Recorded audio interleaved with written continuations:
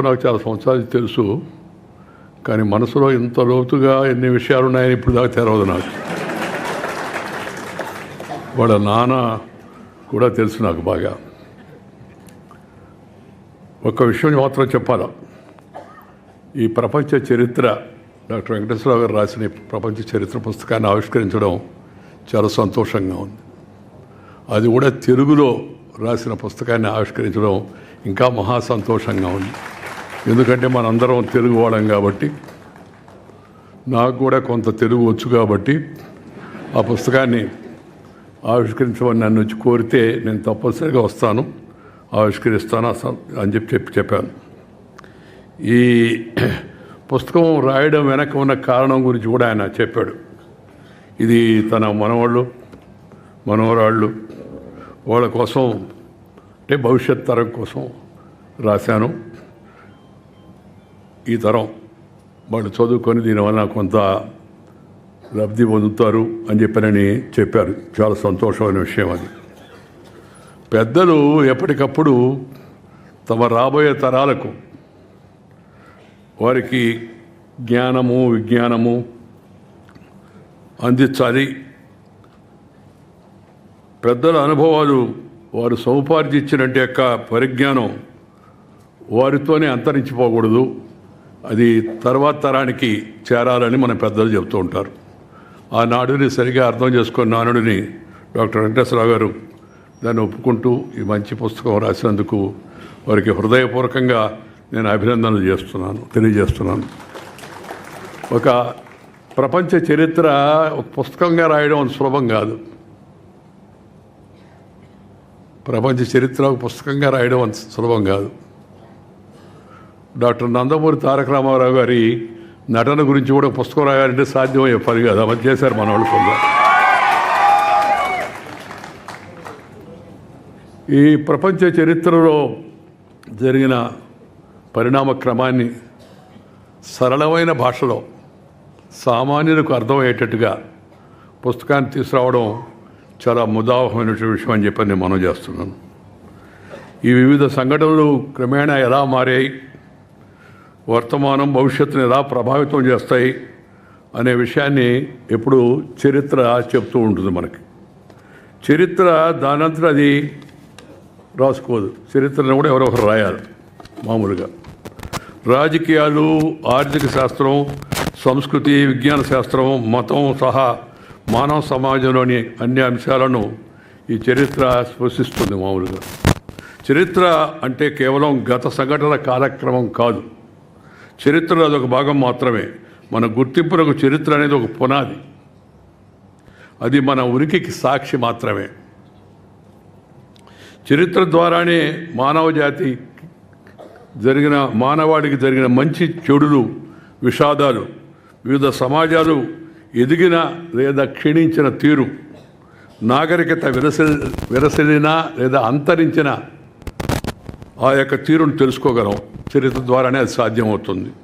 దీనిని బట్టే వర్తమానాన్ని సరిదిద్దుకుంటూ, చరిత్ర నుంచి గుణపాఠాలు నేర్చుకుంటూ, భవిష్యత్తుకు మంచి ప్రణాళికలను వేసుకుంటూ ముందుకెళ్లే ప్రయత్నం విఘ్నులైన వారు ఎవరైనా చేస్తారు. మామూలుగా గతం లేదే వర్తమానం లేదు, వర్తమానం లేదే భవిష్యత్తు లేదు.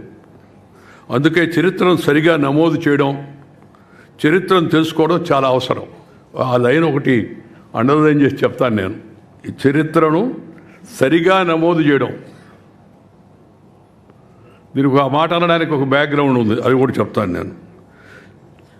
చరిత్రను ఉన్నది ఉన్నట్టుగా నమోదు చేయడం మానవ సమాజానికి చాలా అవసరం.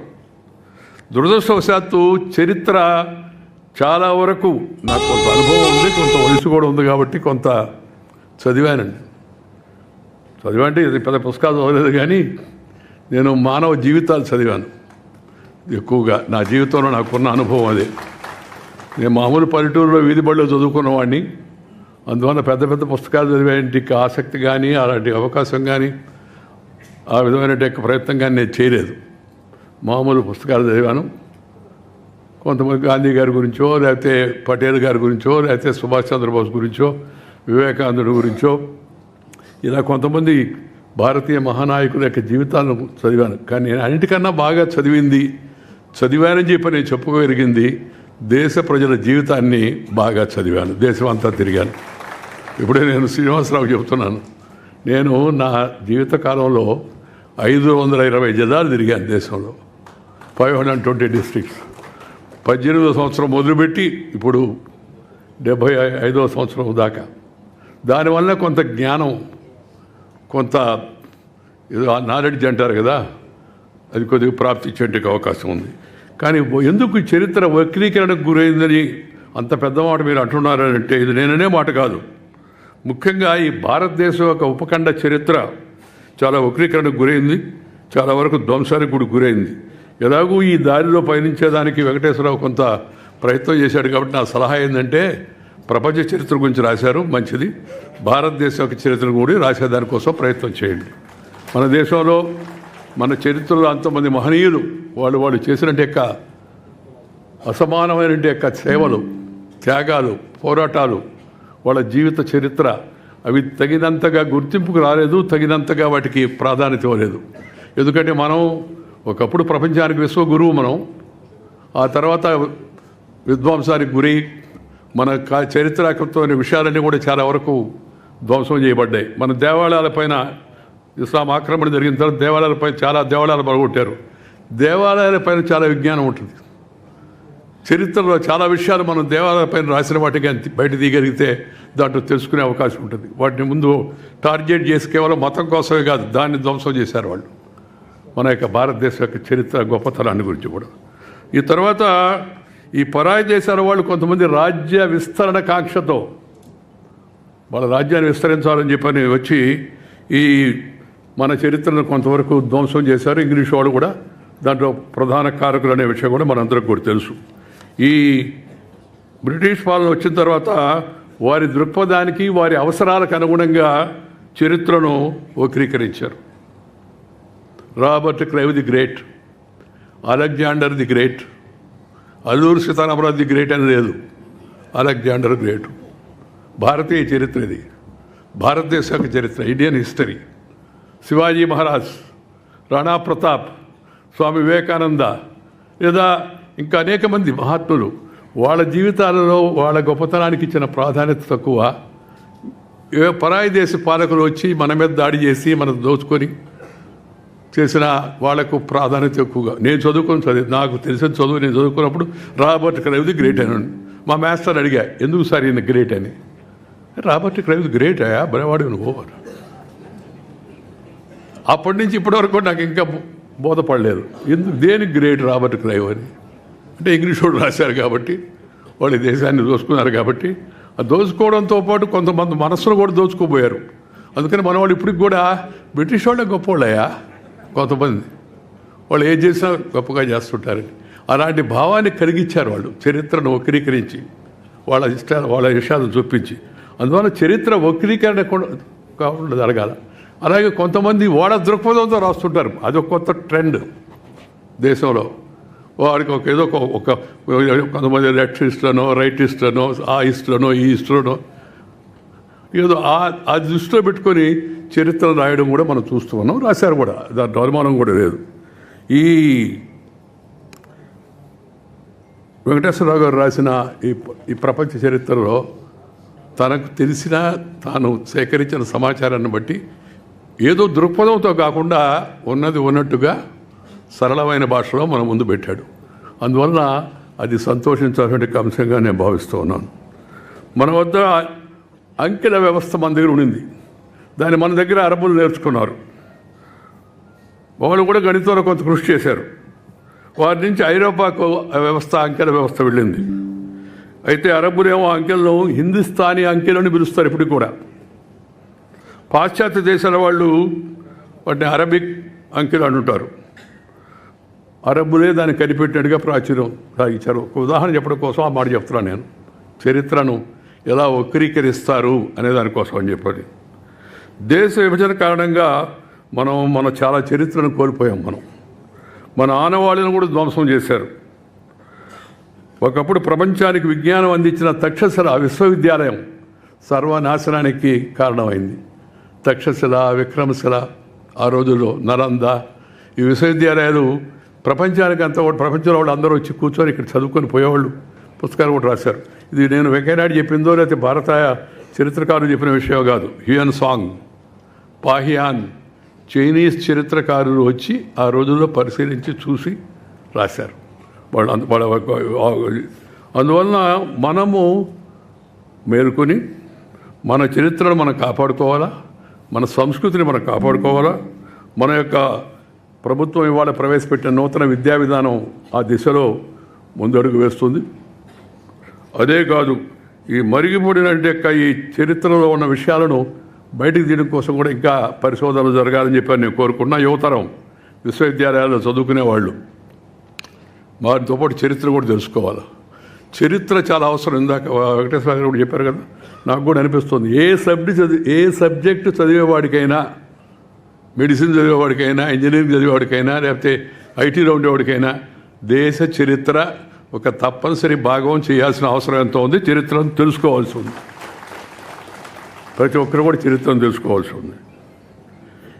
ఈ గుజరాత్లో అత్యంత ప్రాచీన నగరం ద్వారకా విశేషాలను పరిశోధించే లక్ష్యంతో పురావస్తు శాఖ రంగంలోకి దిగి సముద్ర గర్భంలో ఉండే ఆనవాళ్లను సేకరించే ప్రయత్నం చేస్తూ ఉన్నారు. ఇప్పుడు మనం పరిశోధనలు చేసేవాళ్ళు మరింతగా పరిశోధనలు చేసి సమగ్రంగా మన చరిత్ర, మన సంస్కృతి, మన ఆనవాళ్ళు, మన పద్ధతులు ఆదికాలం నుంచి, వేదకాలం నుంచి, పుణ్యకాలం నుంచి, పురాణకాలం నుంచి మన పూర్వీకులు అనుభవించి, రంగరించి, సేకరించినట్టు యొక్క ఆ సమాచారము, విజ్ఞానము మనం ముందుకు తీసుకెళ్లే ప్రయత్నం చరిత్రకారులు చేయాలని చెప్పి నేను కోరుకుంటున్నాను. ఈ గతానికి సంబంధించిన యొక్క నమోదు చరిత్ర మామూలుగా ఈ నమోదు తటస్థ వైఖరితో జరగాల. మళ్ళా నేను అండర్లైన్ చేస్తున్నది, తటస్థ వైఖరితో జరగాల. ఇజాలు దాంట్లో జొప్పించకూడదు ఎవరు కూడా. అందువలన చరిత్రను నమోదు చేసే వ్యక్తుల యొక్క దృక్పథాలకు అనుగుణంగా చరిత్రను తయారు చేయకూడదు. జరిగినట్టుగా సమాచారాన్ని సేకరించి భిన్న దృక్పథాలు ఉన్నవాళ్ళు కూడా చారిత్రాత్మక సత్యాలను అన్వేషించి దాని శాస్త్రంలో తీసుకెళ్లాలని చెప్పి నేను భావిస్తున్నాను. మన చారిత్రక అనేక ప్రదేశాల్లో ఉన్న అన్నీ కూడా శిథిలం అయిపోతున్నాయి. వాటిని కాపాడుకోవాల్సిన అవసరం ఎంతో ఉంది. చరిత్రలో యాత్రా సాహిత్యం ఉంది ఒక ముఖ్యమైన పాత్ర. యాత్రా సాహిత్యం నేను చెప్పాను కొద్దిగా నాకు ప్రాపంచిక పరిజ్ఞానం వచ్చిందంటే తిరగడం వలనని. మన దేశంలో తిరిగాను, విదేశాల్లో కూడా తిరిగాను. తిరిగి జనంతో నేను ఎక్కడికి వెళ్ళినా రాజకీయ నాయకుడిగా కూడా మామూలుగా రాజకీయ నాయకుడు ఏం చేస్తుంటారు, విజిట్, ఒక meeting, press conference, night evening flight, return. నేను జీవితంలో ఒక లక్ష్యం పెట్టుకున్నా, ఎక్కడికి వెళ్ళినా సరే అక్కడ రాత్రి నైట్ హాల్ట్ చేయాలా. అప్పుడే అసలు విషయాలు బయటకు వస్తాయి. మనకి అందరూ మాట్లాడతారు మనసు విప్పి. నువ్వు అటు కాకుండా వెళ్ళి కార్యకర్తలను అడ్రస్ చేస్తావు, మీటింగ్ అడ్రస్ చేస్తావు, ప్రెస్ అడ్రస్ చేస్తావు, వెళ్ళిపోతావు అనుకోండి, నీకు లోతైన విషయాలు తెలవు. నేను ఆ దృక్పథాన్ని అనుసరించి ఎక్కడికి వెళ్ళినా రాత్రిపూట ఉండడం, వారితో గడపడం అలవాటు చేసుకోవడం వలన కొంత విషయ పరిజ్ఞానం వచ్చిందని చెప్పని నేను భావిస్తున్నాను. ఈ హ్యూయన్ సాంగ్ చాలా విలువైన సమాచారాన్ని సేకరించాడు. మన ప్రాచీన భారతదేశం యొక్క విద్యా వ్యవస్థను గురించి కూడా, ఆ రోజున సమాచారం గురించి కూడా అందించాడు. అది అంటే ఇందాక చెప్పాను కదా, ఈ యాత్రీ సాహిత్యం ఏతుందో దాన్ని చక్కగా నమోదు చేసే ప్రయత్నం ఆ రోజుల్లో అతను చేశాడు. కొంత యాత్రికులు సంపూర్ణ అవగాహనతో, తటస్థ వైఖరితో వివరాలు నమోదు చేస్తే భవిష్యత్తుకి మంచిగా ఉంటుందని నేను భావిస్తున్నాను. భారత్లో యాత్రా సాహిత్యం రాసిన వారు తక్కువే. తెలుగులో యాత్రా చరిత్రలో ఏనుగుల వీరాస్వామయ్య అని ఆయన రాసిన కాశీ యాత్ర చరిత్ర 1930-31 సంవత్సరంలో చాలా ముఖ్యమైనది. మొదటిది కూడా ఒక రకంగా చెప్పాలంటే యాత్రా సాహిత్యంలో.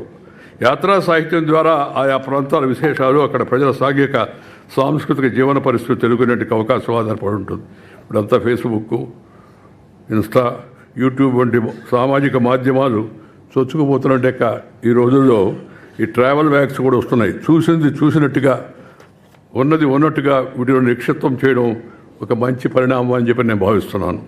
ట్రావెల్ యాక్స్ వరకు పర్వాలేదు, కానీ ముఖ్యమైన రాజకీయ పరిపాలనా అంశాలు, సమాజాన్ని విస్తృతంగా ప్రభావితం చేసే అంశాలు మాత్రం వక్రీకరణలు, అర్ధసత్యాలు ఇప్పటికి కూడా కనబడుతున్నాయి. ఈ సోషల్ మీడియా మొదట్లో చాలా పాజిటివ్గా ఉండేది. ఇప్పుడు సోషల్ మీడియా కాస్త యాంటీ సోషల్ మీడియాగా తయారైపోతుందని చెప్పి భయం కలుగుతుంది. అలాగే ఇప్పుడు రాబోయే రోజుల్లో ఆర్టిఫిషియల్ ఇంటెలిజెన్స్ అంటున్నారు. అది కూడా ఏం చేయగలదో నాకు అర్థం కాదు. నేను చెప్పాక నాకు అంత పెద్దగా చదువుకున్నవాడిని కాదు. నేను ఆర్టిఫిషియల్ ఇంటెలిజెన్స్లో నేను ఇక్కడ ఉంటే అక్కడ ఉన్నట్టుగా చూపించి ఇంకేదో చేస్తున్నట్టుగా చేస్తే ఏమవుతుంది, దీనికి పరిష్కారం ఏంది, సరైన పద్ధతిలో నడపగలిగితే మంచిదే. ఇప్పుడు సోషల్ మీడియాని కాస్త అదుపులో పెట్టాలనేది కేంద్రం ఏదో కొన్ని తీసుకొస్తుంటే దానికి గొడవ చేస్తారు. అంతా కూడా మీరు ఎట్లా కంట్రోల్ చేస్తారని. కంట్రోల్ చేయకపోతే వచ్చే పరిణామాలు ఏందో మీరు చూశారు. ఆంధ్రప్రదేశ్లో ముఖ్యంగా సోషల్ మీడియాని ఎలా వాడుకునేట్టుగా చేశారు. దాని పరిణామాలు ఏమిటి, దాని పరిణామాలు ఇప్పుడు కొంతమంది అనుభవిస్తున్నారు.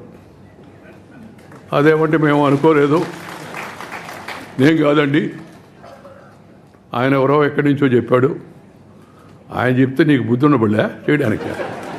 సింపుల్. అది వేరే విషయం అనుకోండి. నేను రాజకీయాల్లోకి ఆ వ్యక్తుల గురించి పోను, నేను రాజకీయాల్లో లేను నేను ఇప్పుడు. అందువల్ల నాకు దాని గురించి పెద్ద ఇదే. కానీ జరుగుతున్న విషయాలు వాటి గురించి సహజంగా ఒక బాధ్యత కలిగిన పౌరుడిగా ఆందోళనగా ఉంటుంది. అందువలన చరిత్ర అనేది కేవలం చరిత్రకారులు లేకపోతే రచయితలకు మాత్రమే పరిమితం కాకూడదు. అది సమాజంలోని అందరి యొక్క బాధ్యతగా ఉండాలని చెప్పి నేను భావిస్తున్నాను. చాలా సంతోషం. మంచి పుస్తకం ఆవిష్కరించేటి ఈ కార్యక్రమంలో అందరం కలిసి పాల్గొన్నాం. కేంద్ర ఆర్థిక మంత్రి నిర్మలా సీతారామన్ గారు ఒక మాట చెప్పాలా, ఏంటంటే ప్రపంచం అంతా ఆర్థిక వ్యవస్థ చాలా కుదుపులకు లోనైపోతుంది.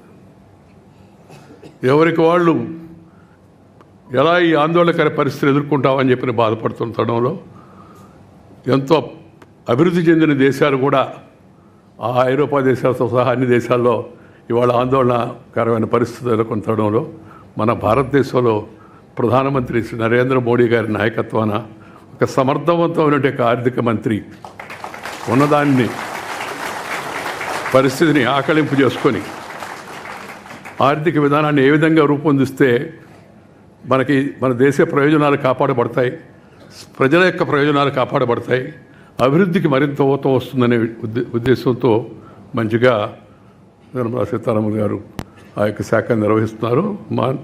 నీకు నా అభినందనలు. ఎందుకంటే నేను ఇప్పుడు అక్కడ చెప్పడానికి సభలో లేను. సభలో ఉన్నప్పుడు కూడా మాట్లాడేదానికి అవకాశం ఇచ్చేవాడినే, కానీ నేను మాట్లాడడం కాదు, చైర్మన్ మాట్లాడడం కాదు కదా, మామూలుగా అందరూ మాట్లాడడానికి అవకాశం కల్పించాల్సి ఉంది. ఈరోజు మన రాష్ట్ర ముఖ్యమంత్రి చంద్రబాబు నాయుడు గారు ఉన్నారు కాబట్టి ఒక మాట ఆయన గురించి కూడా చెప్పాల్సి ఉంది. చంద్రబాబు నాయుడు పరిపాలనా దక్షుడు, దాంట్లో రెండవ అనుమానం లేదు ఎవరికి. అభివృద్ధి కాముకుడు, ఆలోచనలు కూడా మంచివి, కానీ ఆలోచనలు చాలా ఎక్కువగా ఉంటాయి. అదే సమస్య.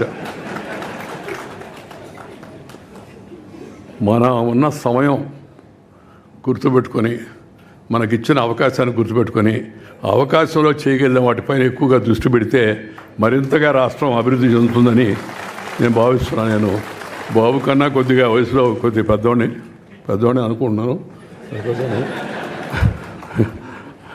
నేను ఇద్దరు మొదటి నుంచి కూడా నేను ఒక తమ్ముడు కానీ సోదరుడు కానీ భావించేవాడిని, అలాగే మాట్లాడుతూ ఉండేవాడిని. మన రాష్ట్రాన్ని బాగు చేసుకోవాల్సిన అవసరం ఎంతో ఉంది. దాంట్లో అందరం కూడా ప్రభుత్వంతో సహకరించాలి, పార్టీలతో నిమిత్తం లేకుండా. ఎందుకంటే ఆర్థిక వ్యవస్థ చాలా దెబ్బతినిపోయింది. ఇందాక చెప్తూ ఉంటే మన కామెంటేటర్ మన రాష్ట్రం మన దేశం అని ఎంత పట్టుబడులు వస్తున్నాయని అవన్నీ అసలు లెక్కలన్నీ చెప్పకుండా నిర్మలా సీతారామన్ ఏంటది, వీళ్ళకి అన్నీ బాగున్నాయి, మళ్ళీ ఇంకేం పర్లేదు అనుకుంటుంది ఏం చెప్తున్నాను నేను పక్కన. కేంద్రం సహాయం తీసుకొని రాష్ట్రానికి తక్షణ అవసరాలు అవుతున్నాయో వాటిని ప్రయారిటైజ్ చేసుకొని రాష్ట్రాన్ని మంచి పదంలో తీసుకెళ్లాలని చెప్పని నేను కోరుకుంటున్నాను. దాంతోపాటు ఒక మంచి పని చెప్పాడు ఆయన నిన్న, మాతృభాషలో విద్యాబోధన జరగాలని. చాలా చాలా సంతోషం. మన దేశంలో మన భాషలో మనం ఆడుకోకుండా ఇంకో భాషలో ఏంది అంటే ఇంగ్లీష్ నేర్చుకోకూడదని కొందరు అడుగుతుంటారు. సార్ ఎవరు చెప్పారు ఇంగ్లీష్ నేర్చుకోవద్దని? తప్పనిసరిగా నేర్చుకో. ముందు అమ్మ భాష నేర్చుకో.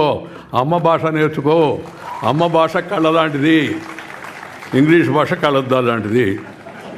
కళ్ళు ఉంటే కళ్ళద్దాలు పనిచేస్తాయి, కళ్ళు లేవని కొన్ని కళ్ళద్దాలు అటు పనిచేస్తాయి. అందువల్ల మన భాషను మనం రక్షించుకోవాలా, మన భాషను మనం ప్రోత్సహించుకోవాలా. విద్యా విధానం 10వ తరగతి వరకు, ఆ తర్వాత ప్రభుత్వ ఉత్తర ప్రత్యుత్తరాలన్నీ తప్పనిసరిగా తెలుగులోనే జరగాలి. ఆ మధ్య ఒక ఆఫీసర్ అడిగితే, సార్ ఒక కాపీ తెలుగులో కూడా కాపీ వేస్తున్నాం సార్ అని. ఏమంత దౌర్భాగ్యం, మాకు తెలుగు వాళ్ళకి తెలుగులో కాపీ వేయడం, ఇంగ్లీష్లో వేయండి కాపీ ఒకటి వాళ్ళకి కావాలంటే. తెలుగు వాళ్ళకి తెలుగులో ప్రభుత్వ ఉత్తర ప్రత్యుత్తరాలు ఉండాలి. ఆ విషయంలో కూడా శ్రీ చంద్రబాబు చొరవ తీసుకొని పరిస్థితిని మరింత మెరుగుపరుస్తాడని చెప్పి నేను భావిస్తూ ఉన్నాను. ఈరోజు ఒక మంచి కార్యక్రమం సందర్భంగా నలుగురం కలిసి ఒక వేదిక మీదకి వచ్చి కొన్ని విషయాలు మాట్లాడుకునే అవకాశం లభించింది. నేను ఇందాకే చెప్పాను, నేను రాజకీయాల్లో లేను, కానీ ఆలోచనలు అయితే బాగుంది, ఆలోచన చేస్తుంటాం మామూలుగా. మనం చెప్పాను, నేను రిటైర్డ్ బట్ నాట్ టైర్డ్. పదవీ విరమణ చేశానే కానీ పెదవి విరమణ చేయలేదు. అందువల్ల దేశం రాష్ట్రంలో జరుగుతున్న పరిస్థితులపైన నా ఆలోచనలకు అనుగుణంగా నేను తిరుగుతూ ఉంటాను, నాకు చెప్పదలుచుకొని చెప్తుంటాను. ఎవరి ఇద్దరిని ఉద్దేశించింది కాదు, ఎవరికి చెడు సంకల్పించేది కాదు. నాకున్న అనుభవాన్ని జనంతో పంచుకోవాలనే ఉద్దేశంతో నేను రాయడం కానీ, లేకపోతే మాట్లాడడం కానీ, ట్వీట్ చేయడం కానీ చేస్తాను తప్పితే మరేం కూడా కాదు. ఈ విషయాన్ని అందరూ కూడా అర్థం చేసుకుంటారని నేను భావిస్తున్నాను. నాకు ఈరోజు ఈ అవకాశం కల్పించిన దగ్గుపాటి వెంకటేశ్వరరావు గారికి కృతజ్ఞతలు తెలియజేస్తూ మీ దగ్గర సెలవు తీసుకుని నమస్కారం. జై హింద్.